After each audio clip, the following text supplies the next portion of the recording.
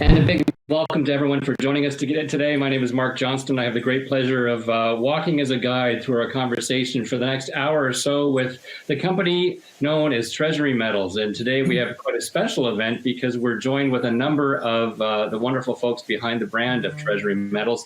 And I'm going to start off, of course, with Jeremy Wyeth, who's the president and CEO. And Jeremy, we've journeyed together before. How are you, sir? Mark, I'm very good, thank you. It's always good to catch up and take you through the journey we're on. I appreciate that. Well, we have a number of faces in our midst. I just want to make sure that we're honoring the group collective here. But certainly in our last conversation, Jeremy, we spoke about where the company is, key highlights and turning points for Treasury Metals. And today we have the opportunity to meet some of the folks that you spoke about in our last call about the build at the company. And I would love to do a general introduction for our audience today about what's happening at Treasury Metals and who's behind the brand. Excellent, Mark. Thank you very much. Yep, correct. Previously, we chatted about the really busy work plan we had for 2021.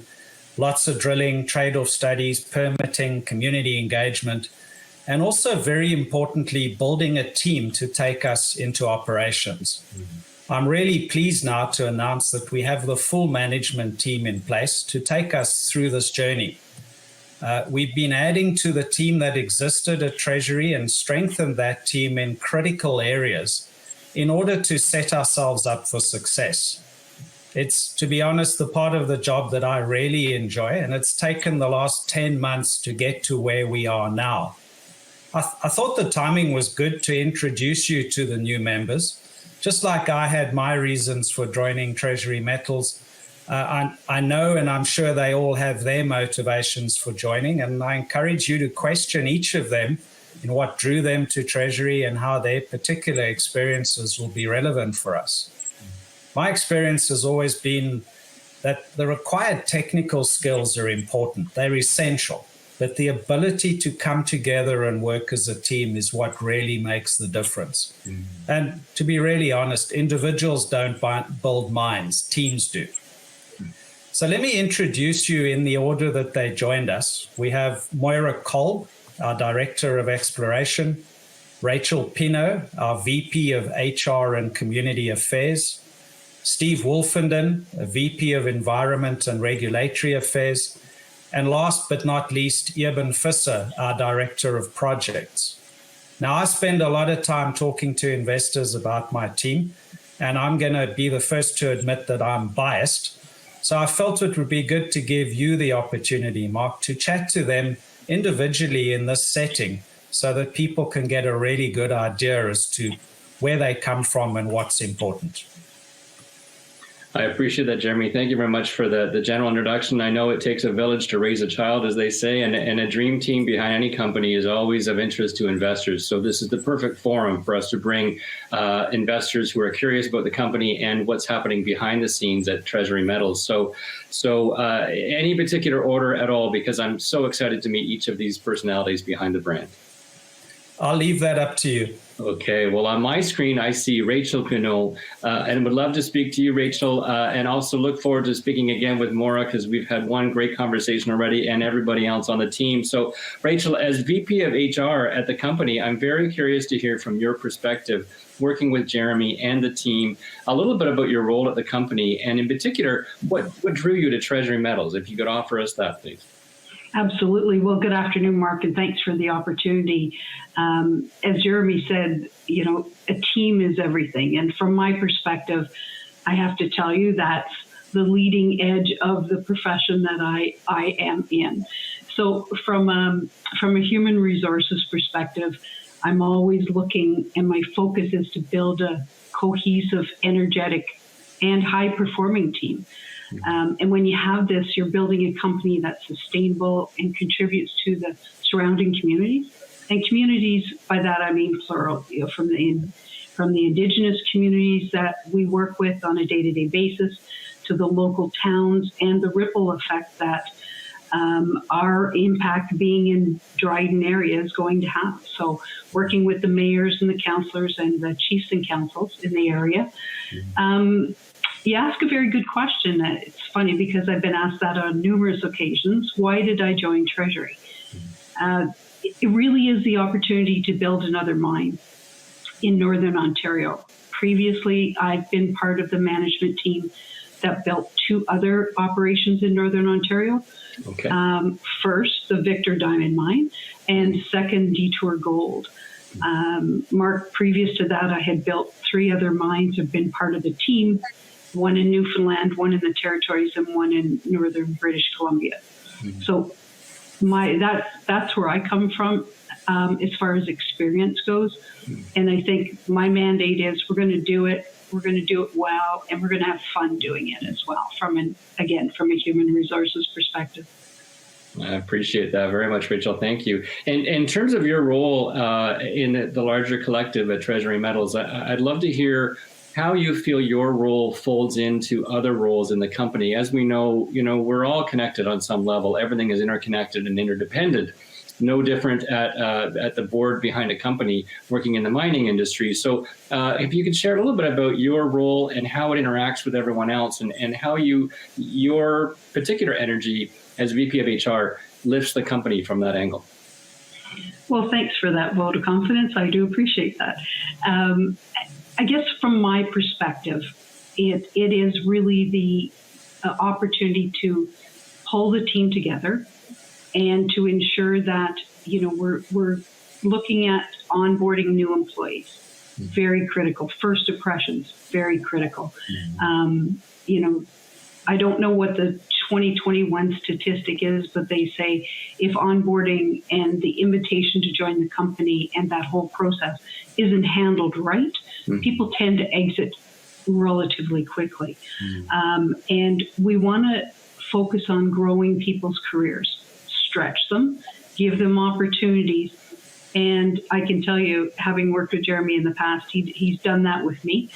And it's fun. That makes the career, it makes it more of a job, and you're enjoying coming to work every day. Beautiful. Thank you for that, Rachel. I know having attended some of the conferences and summits in the industry, it's a great opportunity when there's a bit of mingling and socializing happening at some of the conferences. And boy, if I'm an investor and I'm not familiar yet with Treasury Metals, what a great opportunity to speak to someone like yourself to say reflection on Jeremy as a leader, because I think it's a great opportunity to hear from inside the company, working with Jeremy day to day, shoulder to shoulder, to create abundance and potential at a company such as Treasury Metals. Offer, if you could, a couple of reflections on Jeremy at the helm and how that makes the company unique and innovative.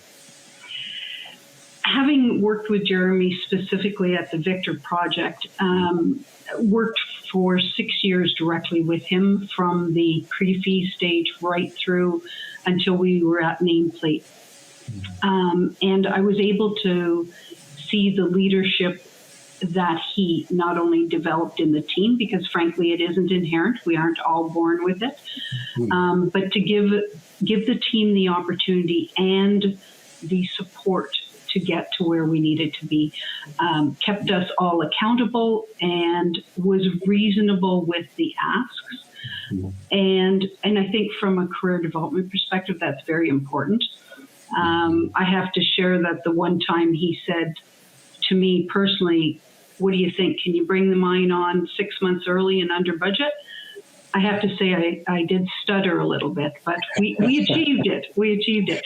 So, because it might have been or might have seemed like an unrealistic ask. However, the resources and the support were there to achieve that goal. And it just needed excitement and a lot of innovation. And that's what Jeremy brings to the table. And I've had the luxury of working with Maura before as well, albeit for a very short period of time. And as you probably know, Mark, she came from Battle North, and that was my previous employer as well before it was acquired. And Steve and I have worked at a professional level, not together in the same company, but so it does help when you have that kind of synergies as well. Absolutely. And I'd love your perspective as well, Rachel. Thank you for that. In terms of the jurisdiction, we're talking the Northwest Ontario area, and you mentioned with great beauty the interaction with First Nations, which we know is key for any operation. Just your perspective on where the operation is based and how that helps the company because of being in this jurisdiction versus another. In Ontario, we have the luxury of being in a safe jurisdiction from a lot of key points from the social side of the mining operations, but in particular with the communities, the Aboriginal communities and the Métis associations in Ontario, the regional areas, it really is the forefront of being able to work collaboratively and engage the company as well as the communities, and that's our goal, is to have a very positive relationship, a relationship that's sustainable, as well as we can both grow with the community, both the company and as well the employees. Wonderful. Again, interconnected and interdependent, as we know. So I appreciate that perspective. If we were to do a little bit of a look ahead here, Rachel, from your perspective, I always love to ask the question on the investor's part, which is some of the key turning points in the company. You know, your perspective on where the company is today, and where do you see, how do you see the next few years panning out? From 2021's perspective, we really are in the infancy of growing the employment side of and the communications, or pardon me, the agreements with the communities. We're well down the path with the communities, but there's a lot more work to do. And the opportunities ahead of us are to be able to support and grow and bring people into the Dryden area. We're looking at the adjacency principle from a procurement perspective, from a job perspective, and we've been fortunate enough to attract quite a bit of people, our employees, current employees, to Dryden to relocate. And that's always been part of my mandate, is to support the communities where we're really located. And using that adjacency principle from everything from recruiting to procurement to any type of supply chain. Wonderful. Thank you for that. Rachel, I think this gives us a great perspective from your angle within the company. And I know we're going to move around a little bit, but I want to thank you for your offer, and really great to know you, your history, and the excitement of working with Treasury Metals. So I'm going to thank you for your time. Great. Thanks, Mark. Much appreciated. So we're going to move over to Steve, who works more in the environmental side of the company. Steve, we're going to mix it up here against girl, boy, if you will. So I'd really like to hear your perspective as well, working with Treasury Metals. How long have you been with the company? And coming into the company, what was most exciting about joining the team and seeing the potential at Treasury Metals, if you will? Thanks, Mark. Yeah, so I would call myself a newbie to Treasury Metals as far as employment timeline goes. This is week 2. So week 1 last week was mostly onboarding, get my laptop, starting to get my feet wet on meetings. And, week 2 has now been week 1 in the office, week 2 on site, boots on the ground, get to understand, lay of the land, and meet our existing team. Try and get their perspectives of where the project's been in the last 10 years and their view from a local perspective of where it's going to go. Joining, Jeremy, I met Jeremy years ago. I've had touch points with Rachel, as Rachel had mentioned, with respect to Detour. I actually led the Detour EA on behalf of the federal government and got that done in a very timely fashion. And they've roared off into production and had no issues. The opportunity to join Treasury was an interesting one. I'm probably an odd person in mining in that I enjoy the permitting process.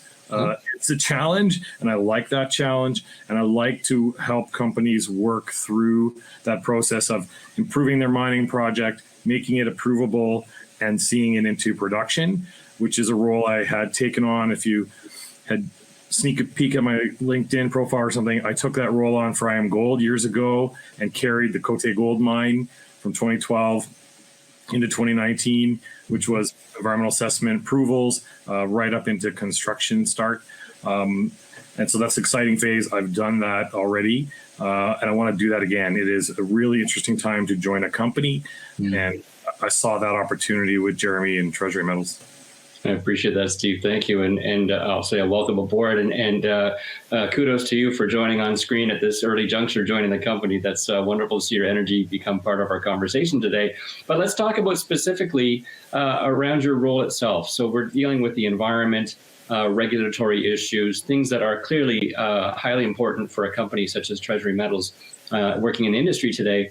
What leads you to feel your role in this capacity at Treasury Metals really is, I would say, a key pillar in the company? You have a number of columns inside a company or verticals.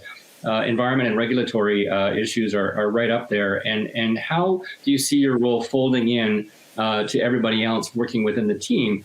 And in particular, from a perspective on Treasury Metals versus another company, how that's working so well? Well, we're in week 2. So the challenge of gold mines and mining is it brings in many aspects of many sectors all into one project, and all of those components of a project touch aspects of the environment. And one of the important parts now, and it's a growing interest for many people, is in ESG. And mining companies being responsible miners, and really, that point to being a responsible miner starts at the early technical studies and design phase. Okay. So that's where we're at. We're working on post EA environmental assessment process. Now we're getting into the technical studies, and it's really when the rubber hits the road on how do we make commitments and the targets and goals that were set for the company early on in the EA stage. How do we make them a reality? And it's a challenge. I think the team is up to that challenge from what I see so far in week 2, that we need to fold this project, build it into the environment so that it has a good legacy and lasting benefits to the community. With respect to how my role interacts with Rachel or Eben, it's very much, as Jeremy mentioned, a team environment. So the regulatory environment, those timelines are all critical into the project's timelines. Interacting with Rachel and the communities. Obviously, most communities have a strong interest to ensure that if a gold mine is built, that that the environment that they love and they live in is protected. And that's, I see that as part of my job. It's actually part of all our jobs within the company to make sure that we build a mine that's responsible use of the landscape that we take up, and we'll have a good lasting legacy when it's closed and into the future. I appreciate that, Steve. Thank you for that. And if we were, again, like as we did with Rachel, let's focus on the fact that the operations for Treasury Metals is in Northwest Ontario. Let's specifically look at your role in the environmental and regulatory side of the jurisdiction of Northwestern Ontario. What are the benefits, the advantages, I guess, of that jurisdiction versus others when it comes to your perspective working with inside the company? Well, from a regulatory stance, it's a challenging place to work through the approvals. That's a known fact. So that's on us to work through that. The province of Ontario's got strong legislation to protect the environment, protect the citizens that live here, and same federally. The federal government of Canada, has strong regulations around mining. And so our job is to design and build the operation in compliance with that. And in doing so, it really drives that we will be a responsible mine if we can achieve that level of excellence that government expects from us. I appreciate that. In some of our other events, and certainly Treasury Metals has been part of that, we've really explored around the world the concept of the mining industry and working in various jurisdictions. Some have more challenges. Certainly everyone works to make everything come together. I understand that perspective. If we were to meet you at a social event of one of the industry gatherings, is there generally, Steve, advice you give to investors, what to look for, what to be mindful of when you're looking at companies when it comes specifically to the environmental and regulatory side of an operation? How do you provide wisdom to those that are looking to invest in the sector? That's a great question, Mark. I mean, I think you look at the management team, and if do you get a sense that the management team is telling the truth? Are they open? Are they transparent about their, their mines and the performance of those mines. I think a lot of investors are probably looking for ESG and ESG reports, and those reports only go so far in having you understand really what's the true performance of a mining company when it comes to how they view the environment, or is it just produce gold at all cost? So I think you really got to look at that management team. What is their track record with respect to the past mines? Have those mines left a legacy that is positive, or is it a negative legacy? And I think the team here, one of the things that attracted me to the team is that everybody on the team, Jeremy, Rachel, that have had a lot of years in mining, those mines have left positive records in those communities. Those communities have benefited from those operations, and there has not been any screaming environmental issues. They've all been well managed and are in compliance with strong regulations that required here in Ontario and Canada. Terrific. Thank you for that, Steve. And given that you've just joined the company at this level, which I know is a strong voice in the company, what do you get excited about when you drive home from a busy work day? What lingers for you in your role in this position about where the company's going, the potential of the company, and how things are working right now for you? What gets you excited?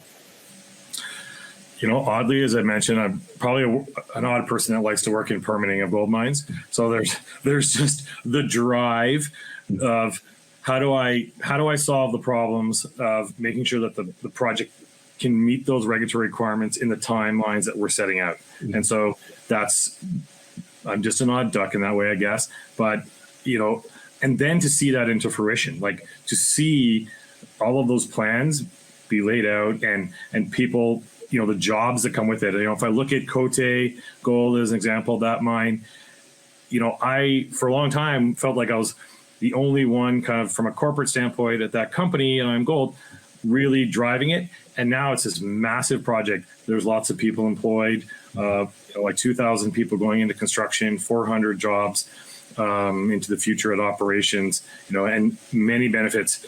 Just one example, I was at a mining event the last couple of weeks, and I ran into a chief of one of the local communities, and he was glowing about the benefits that his community was receiving from that project. Great. Just glowing. And, that goes back to many years of hard work, setting up impact benefit agreements and developing that relationship with the community to make sure that it progresses. And I felt great satisfaction, for a 5-minute conversation, the rest of the day, it felt great that, we'd put that effort in on both sides of the table, and, and he had such positive things to say.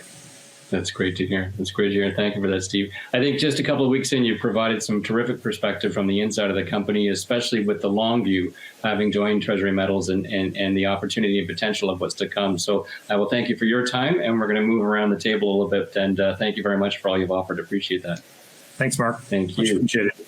Pleasure. And speaking of pleasures, I have the wonderful opportunity to speak with Maura Kolb, who is Director of Exploration, once again, for Treasury Metals. And Maura, we spoke once about where the company was a number of weeks back. We had a great little dance back and forth about technology and innovation, and it really was a vibrant conversation from your perspective. So I'd like to offer the same opportunity for you in your role at Treasury Metals of really what drew you to the company at large, because this is clearly a team that's been carefully chosen, and your voice is such a crucial voice at the company. So could you offer a little bit of perspective looking back at joining Treasury Metals of what drew you to the company and what gets you most excited about Treasury Metals? Absolutely, Mark. Thank you very much. Nice to speak with you again. I'd have to say the very first thing that caught me was talking with Jeremy. It's fantastic to work with a leader that really inspires you and gets you excited about a project. And, my first conversation with him was just, fantastic. And that was, step number one. And then I'm very familiar with northwestern Ontario. My 13 years has all been based here. And I was very familiar with both projects with Goliath and Goldlund in the past. So, the homework wasn't too hard to start digging into the opportunities that were here. The rocks were right, and we really have such a underexplored land package that, I couldn't help but be excited about that opportunity. Wonderful. I appreciate that. And certainly you bring a very scientific and geology-based voice to our journey today in this conversation. So looking back at the concept, but of course, everyone on the team is interdependent and interconnected. It is very much a network of voices and skill sets that lifts a company. Can you provide a bit of perspective on your role at the company? Obviously, a key column of the company, given the industry we're working in, how you bring your voice to the larger team, and how you feel that's working at Treasury Metals. Yeah, absolutely. So my background has been in, both mining exploration as well as bringing projects online and then grassroots exploration. So what's really fun about Treasury Metals is we have all of those, and, working with the team here about the strategy. So, we want to get these projects online as a mine. We want to grow the pipeline for the future so that this camp can be here and grow and maybe be a leading camp someday, right? So we're at the starting gate, just starting to open a mine. And so there's a whole lot of discussions back and forth. How do we do things the best way environmentally? Can we are we at the best standards in the industry? And we want to be there. And then, how do we meet the timelines we've set for the project? And, how does my team plan the drilling so that it achieves the goals we're looking for? And we're also always looking at the future and how we can grow this project and opportunity. For me, we also employ kind of the biggest group right now. So pushing that local team with great experience and really being part of the community is huge. So, we're boots on the ground sometimes for the rest of the team in Toronto, and how can we help work together? It's a big part of the job. Fantastic. Thank you for that, Maura. I remember our last conversation really was fascinating to hear some of the technology and the innovation that's happening in the industry. So again, let's imagine people are new to investing in the mining industry. They're curious. They like to do their research. They do legwork. How would, for example, jumping into the industry today as an investor differ from even 10, 15 years ago? Because I've seen personally in some of our work together, some of the technology innovation that's happening. But please share with us, if you would, with our audience, a little bit about how things have evolved, even in the shorter, medium term from a number of years back to today. Yeah, absolutely. I find just from, my start in the industry to now, the ability to quickly do interpretations and make them in a 3D way, I find it's a lot easier to talk to, my partners in crime in the engineering department and show them visually what's going on geologically, or even, in any department, talking with Oren, explaining geology. It's so easy now with the visual tools we have, like our team has switched to using Leapfrog, and it's live online. So, people can look at that and see the up-to-date model, how things are changing, look at where the drill holes have intersected, the mineralization, and really be able to share that is extremely powerful. On our side, we've also done a lot of work in the last 3 months integrating the two databases. So with Goldlund and Goliath having previously separate owners, there's a lot of differences in how data was collected. So, being able to quickly integrate those into, quickly 3 months, that's pretty good. Integrate them into one software system, one logging scheme. It's been really powerful for the team to start thinking about both deposits together, logging the same way, the features that are important. And I think, we're very lucky at this point in time that we can really use all the data available to us that previous explorers have collected and had a hard time, using all in one place. So it's an exciting time to be an exploration geologist. That's great to hear. Thank you for that. And again, given the wisdom and experience that you bring to a company such as Treasury Metals, what a perfect opportunity to ask someone with your background about the potential that's happening at Treasury Metals, because you've been there for some time, and the idea around you get to see at the very base level the potential, obviously, of the assets and where things are moving for the company. So can I ask you, from your perspective, have your expectations, would you say, been met or exceeded with regards to the opportunity and the potential at Treasury Metals? Oh, absolutely. So, I mentioned that was one of the things that really drew me to Treasury Metals.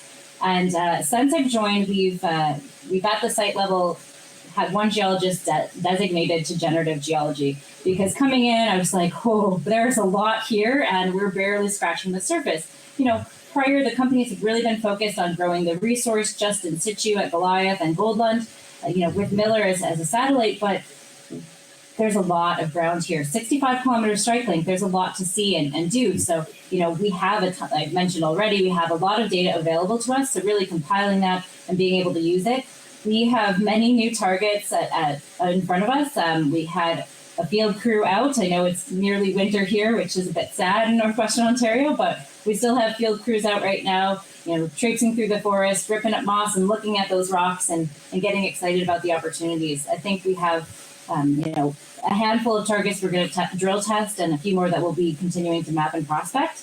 But I can talk geology forever, so I'll stop there. Well, I love your passion. And on that note, perhaps for those of us in the audience that are really curious about the company from an investing perspective, obviously results are important at a company of this nature, and the potential turning points, the key timeline highlights that were to look ahead. So is it fair to ask you, Maura, at this point, from your perspective, let's look back a little bit the last couple of quarters, how you feel things have gone, and then also looking ahead at the next couple of quarters about the excitement of what we feel is on its way.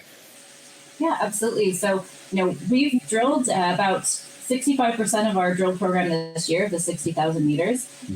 Unfortunately, we only have about half of the drilling so far results back. And this is a problem with everybody in the industry. We're looking at 7-week turnaround times with assays. And so that's a bit frustrating, but we will have a lot of news flow to come. Press release out today, so more coming. You'll see more silver results from Goldlund. I don't know what they'll be yet, but I'm optimistic. And then Goliath, we're really waiting to get a bulk of results back so we can share new news on the Goliath project as well. So you'll see a bunch of that material coming out over the next couple months. And then in the new year, we'll be working on publishing resource updates for all 3 projects. Okay, thank you. And I'm going to bring back one of the questions from earlier in our conversation today, which is when you go home at the end of the day, what gets you very excited? Obviously, you have a very exciting role at the company, and science and Mother Nature and potential of technology all come together in the work that you do. What really kind of haunts or lingers with you as you leave the workday? Most exciting about working with Treasury Metals? I have to say, I cannot say enough good things about the team we have here on the ground.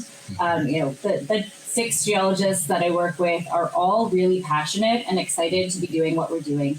And I think having a team like that, where every day someone says, "Oh, look what I saw today," and is super pumped. I mean, you can't not love your job then. And having them send pictures of core on the weekend. Look what I saw today in the core. I mean, working with a team like that is just so fantastic. I really lucked out with working with such a great group of people. I appreciate that, Maura. Always a pleasure to chat with you. I love your excitement and really belief in the brand at Treasury Metals. It's something to be honored. So thank you for sharing all that from the heart. Appreciate that. Thanks so much, Mark. Terrific. Well, we're going to move around the table a little bit, and I want to make sure I get this right. It's Eben. Is that correct? Is that how I pronounce your name? Yeah, correct, Mark. It's Eben. Thank you very much. Again, Eben, let's start off from the top. Just remind us again about your role, your function at the company, and how you integrate within the larger structure at Treasury Metals. Yeah, so I'm project director at Treasury Metals, and I think my primary role at the moment is just to make sure that we manage all of these interfaces and coordinate between the different disciplines that's going on at the moment, and start to pave that runway through the PFS and into feasibility study, and eventually when we get to construction, just managing that interface and making sure we integrate across disciplines. Yeah. Great, thank you for that. And I'm going to bring the same question forward. We've asked all of our members here behind the company. What drew you to Treasury Metals? Well, again, I think the same as a lot of the rest of the team has answered. Just looking at the experience of the team, and the last 2 weeks have just shown that everybody from Jeremy to Rachel, Steve, Maura, her team on site, it's just a team of strong, passionate people, and I've always thought that that's really important in not just in projects but in companies as a whole. So that was the first thing that brought me along. It was the next natural evolution for me personally. So yeah. Terrific. Thank you for that. And in terms of the interactivity behind the company, how would you say Treasury Metals has found a way to work together, that everything is interconnected and people provide perspective, help lift in your role with projects specifically? How does the rest of the team support you? And how would you say that's gone so far with Treasury Metals? Yeah, so it's week 2 for me as well, but I've got to say so far that the level of collaboration between the team and everybody we've got working on the project's been really good. Mm-hmm. I think just naturally people with Treasury and just everybody that's involved, there's no egos involved on the project. We just we love what we do, and I think everybody understands that to make a success of it, we've all got to be committed and we've got to do what we say we're going to do. Mm-hmm. I appreciate that. That's always at the end of the day what key players inside a company are here to do. Would you talk a little bit here, please, Eben, about the jurisdiction of Northwest Ontario in your role overseeing projects, about some of the highlights that has happened so far with the company? I realize you've been there for a time, but looking at the history of the company, doing business in Northwest Ontario, what would be your perspective on how Treasury Metals has done in terms of working within that jurisdiction with all the relationships that need to be built, all of the protocols and regulations that need to be met? What would you say in terms of the history and the track record of the company would be in Northwest Ontario? Yes, I mean, I can't comment too much on the history of Treasury. All I can say is that the team we've got on board now, and again with Steve, Rachel, and Maura specifically, we've got the right people on board that understand the jurisdiction, the dynamics, how to interface with the various disciplines from local communities and just stakeholders in general, which is such an important part of the project. I appreciate that. And again, given your role at the company, let's talk a bit about the infrastructure, if we can, Eben. Like the idea of every company is a little bit different. There are certain standards I'm sure have to happen with every company within the industry. But how would you say Treasury Metals has created a foundation and an infrastructure that works fluidly? What's your perspective on the infrastructure of the company? Yeah, so that's the one thing that kind of caught me off guard this week being on site is I don't think in the 15 years I've been involved with projects that I've walked onto a project and seen this level of infrastructure, both at Goliath and at Goldlund. Mm-hmm. And that really sets the project up for success from a technical point of view. I think a lot of times we underestimate how critical that infrastructure is, and I'm not just talking about the availability of or capacity of utilities in the area and on the mine. I'm going to extend that to everything from offices to workspace to lay down. So it is that is such a critical part of a project. And like I said, I mean, that for me is unique. And all the projects I've been involved in, it is truly unique.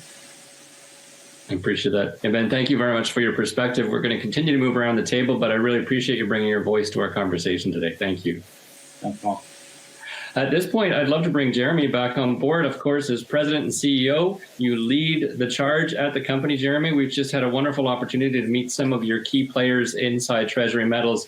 And if it's okay with you, let's do a little bit of a free form here, talk a little bit about a few other questions, and feel free as you need to bring in whatever voice feels appropriate for the particular part of that conversation. But Maura mentioned a press release today. I know there's always lots happening at Treasury Metals. We've had a chance to sit down numerous times. And tell me a bit about today. At this point where the company is into Q3, where are things with Treasury Metal, and what's important to talk about today?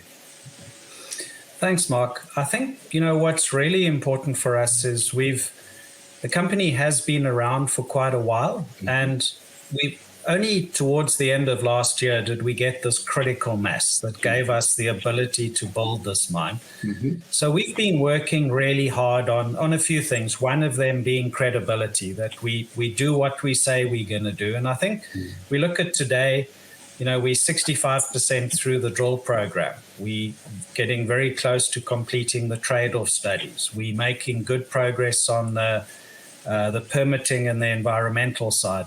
We're doing a lot of work with the indigenous communities. So, really important for us. It's a long slog we're in at the moment. It's execute the plan that we brought out beginning of the year. We raised money, and we're well on our way to achieving those goals. And I think that's really important for us. In order to do that, if we look back, December last year, we were half a dozen people. We're probably close to 25 people now. So you can't execute those plans without the right teams. So, I think part of today was just to show you the caliber of the people that we're bringing on board, because you can't be successful in a project if one or two people are trying to do everything. So we've accepted that. We've built the team. We had some good results go out today. I mean, I'm quite happy. If you want, we can ask Maura to talk a little bit about them. Great. But it's a challenging market we're in. Gold price is way down today. We don't control those things. And I think for us, the important thing is we have a job to do. There's certain things we can control, and there are a lot of things we can't control. And we're just not going to become despondent on those we can't. We've got a job to do. We're going to execute it.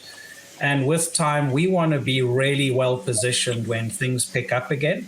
And we don't want to be catching up then. We actually want to be on the leading edge rather than behind the eight ball. I appreciate that, Jeremy. And again, especially your role, it's about the day-to-day details, but keeping an eye on the long view and the long game. So I appreciate where that's coming from. Would it be appropriate to have Maura come on board and talk a bit more specifically about the results that were shared today? Absolutely. Thank you. Maura, welcome back. Thanks. Mark. Moira will quite happily talk about geology anytime. I look forward to more. Absolutely. Yeah. Today's results, I think, they're exciting because we have another zone that's showing us gold results. So zone 5, we've got 5 meters grading 6.8 grams per ton with few includings there, and another 20 meters with 1 gram. But it's nice to see those results in zone 5. They're just on the hanging wall side of the main PEA pit. So that's exactly where we want to see more results and more things added. I was really pleased to see silver results happening in our gold wireframes. Most of the silver results that we saw were related to other gold results. So that's great. It's early days in the silver. We have 30 holes back of this year's program, but we're pretty excited that, something's there because we do have silver related to gold mineralization at Goliath, but we've never looked at that at Goldlund. Most of the early day work there was in the 80s, and silver wasn't really that interesting at the time. So, now it's an opportunity for us to go back and look at that. We're scoping out what core or pulps and rejects we have available that we can resend and look to see if we have an opportunity with silver at Goldlund. So, that's good. And we'll be doing the same thing with Miller as it was never looked at for silver. So. Okay. Thanks, Maura. I appreciate that. I'd love to move around a bit. We've had a couple of questions from the audience here as well, Jeremy. So let's talk a little bit about how frequently do you have meetings with local communities? Let's talk about the interaction with the jurisdiction, those that live in the space. Can you provide some perspective on that for our audience? Absolutely, Mark. During the COVID times, things changed quite significantly. A lot of the meetings were in person prior to COVID, but we did find a lot went to virtual, online. What I was really pleasantly surprised and happy to see was that those meetings continued. We got on top of that. The communities got on top of it, and we continued the dialogue, which was important. We're having regular meetings, literally on a weekly basis. We're meeting with different communities, both Indigenous and non-Indigenous. I know when Rachel's up in town, or I'm in town, or Moira's in town, we're meeting with, the local mayor and councils. We have interaction with the chief and councils in other areas. So there's a lot going on. I think the challenge for us is we have agreements in place. I've been holding off to get to the fourth quarter of this year when we get all the trade-off studies back, because then we can really nail down the project, and then it's more efficient to get into those impact and benefit agreement discussions because you actually know exactly what the project looks like. So lots of work ahead for us, lots of good work happening, lots more to happen. But to be honest, that's part of the, if you're going to have an impact, a positive impact in a region, this is a very important part of it. And, we have a team working on that. Mark Wheeler's been with us for 10 years. He's been working on that. Rachel's joined us with a lot of background in that. So we really have put together a team that can build these or continue to build these relationships and take us down this path. Terrific, Jeremy. Thank you for that viewpoint. Another question from the audience comes in suggesting here that Maura previously mentioned a geological similarity between something she'd observed at Goldlund and previously at Red Lake. Can we revisit that a little bit and talk a bit more about that at a greater length? Sure, absolutely. So my background is from Red Lake, and that's where I've been. But coming into the Goldlund and Goliath belt, much less explored. But when I look at this in comparison, the early discoveries in Red Lake were of these granitoid-hosted road gold deposits. And that's what we have at Goldlund and Miller. So, that's a similarity, but that's all that's really been explored for in this belt. So, what other opportunities do we have? And you may have seen me, some of you may have seen me talk before about, the geophysics and using that as a guide for our exploration. So we have kind of this, I call it train track, very straight stratigraphy, and stratigraphy is the rock layers. We have that kind of going up and down our 65-kilometer strike length. But to the south, getting closer to Goliath, we have two intruding plutons, and that stratigraphy gets very complexly folded. So, coming from Red Lake, if I compare that, we have, pure gold and Battle North that I just left are in that straight train track kind of stratigraphy, whereas the Red Lake Gold Mine, I also worked at, and the high grade zone are in that very complex folding.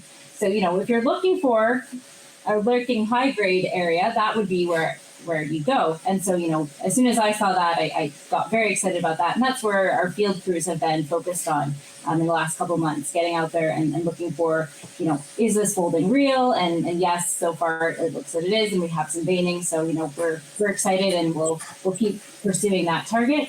But looking at Goliath specifically as well, we have folding there as well. One of our targets, I'm sure you've heard, is the fold nose. So, the team has been working on pulling together all the structural measurements from previous mapping so that we can better interpret that fold area and go after potential for high-grade plunges there as well. Terrific. Maura, thank you very much for coming back to that topic at a much deeper level. I appreciate that, and our audience does too. Thank you for that. Jeremy, I'd like to revisit, Eben had mentioned a little bit about the infrastructure. It was an area that we talked about briefly, and how impressed he was with what's been done, the groundwork and the foundation at Treasury Metals when it comes to the actual infrastructure. That's high kudos, I think, coming from inside the company with somebody who's joined your journey. Can you tell me a little bit about the effort and the planning and the results of that? Because that is such a key component to an organization and a company like Treasury Metals in this sector. Can you speak a little bit to that, about the pride, if you will, or the satisfaction you have with where Treasury Metals has built this level of infrastructure and how it works? Yes, Mark. I had exactly the same feeling when I went to site for the first time. And I've worked on sites where we had a few tents, exploration tents, and then we ended up with an accommodation complex for 400 people. So that's the sort of spectrum I've seen. I think what you've seen here is both Treasury Metals and First Mining, who owned Goldlund previously, really were, both companies were underfunded, so they put a lot of effort into the main core areas. And I know Treasury put a lot of effort into buying up different land packages around that. And the main infrastructure at Goliath is an old tree farm that we bought from the government many years ago. It housed 400 people at one stage. So it was a pretty significant setup.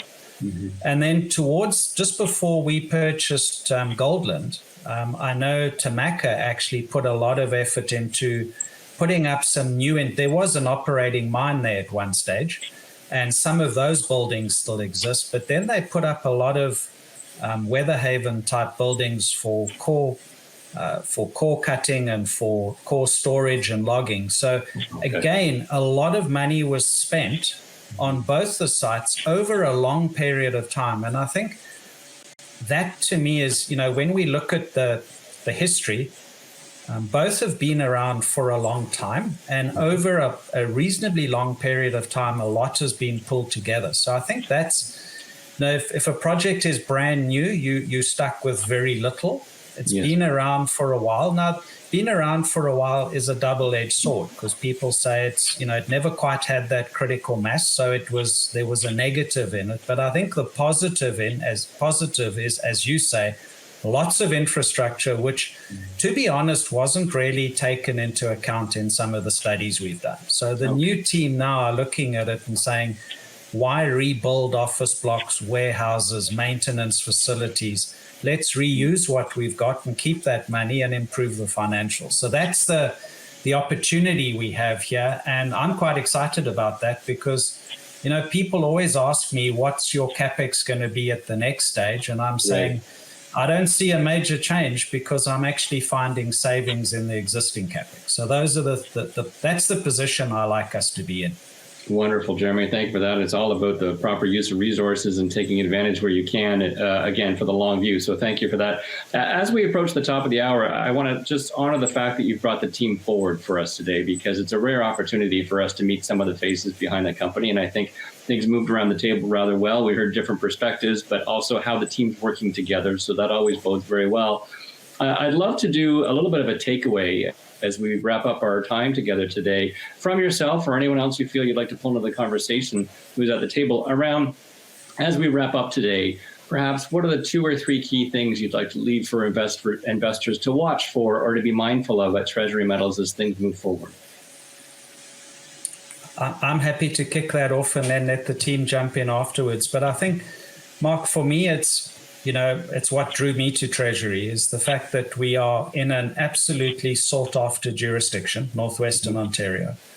We are 9 away from road, rail, power, and gas. The last mine I built was at the end of a 400-kilometer winter road. So, all of these things de-risk it. We have resources that, with the drill results we're putting out, are growing.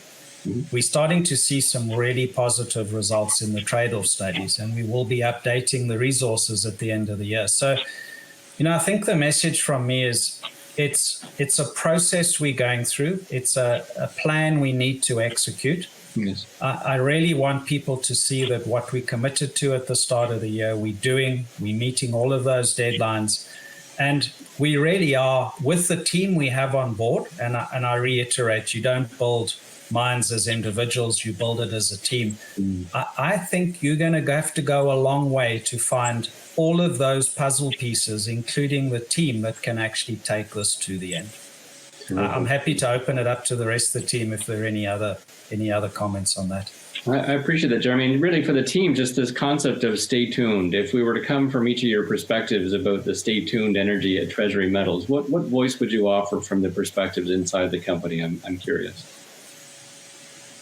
Are you asking me or the rest of the team? A bit of everybody here. Everybody has a different voice on the team. So I would say that the springboard question would be, what would your stay tuned be for the audience today?